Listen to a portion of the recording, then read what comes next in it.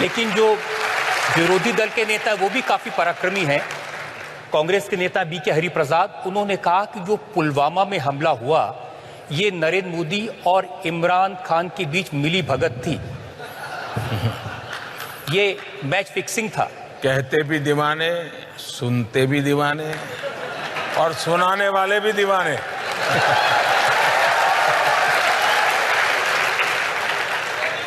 उनकी प्रॉब्लम ये नहीं है, उनकी प्रॉब्लम ये है कि अब पुलवामा के बाद जिस तरह से आपने एयर स्ट्राइक की, जिस तरह से सेना का पराक्रम हुआ, उसका मोदी को इलेक्शन में बड़ा फायदा हो रहा है।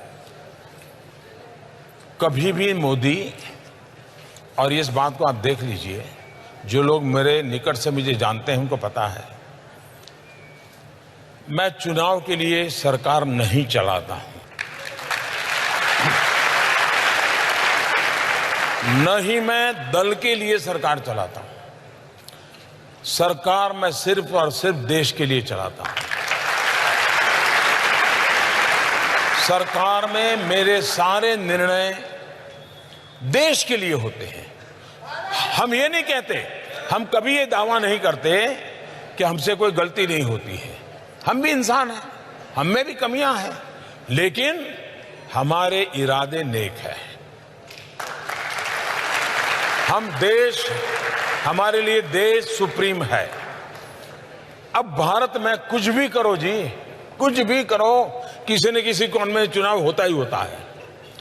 अब मुझे बताइए, कल यूएन ने इतना बड़ा निर्णय किया, मैं हैरान हूं। आज कांग्रेस के नेता बोल रहे हैं कि चुनाव के समय अजहर मसूद का निर्णय यूएन ने क्यों किया। अब क्या इलेक्शन कमीशन नोटिस भेजेगा क्या?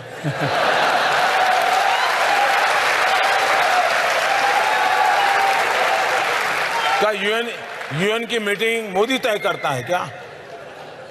अच्छा, मान लीजिए जो कहता है इतनी ताकत मोदी की है, फिर तो ये देश में मोदी को ही सब कुछ देना चाहिए।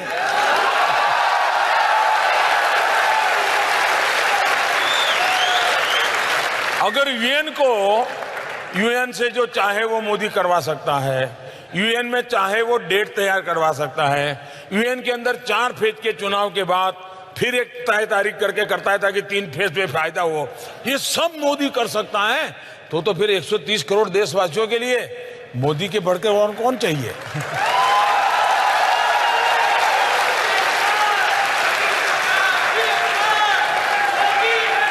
इसलिए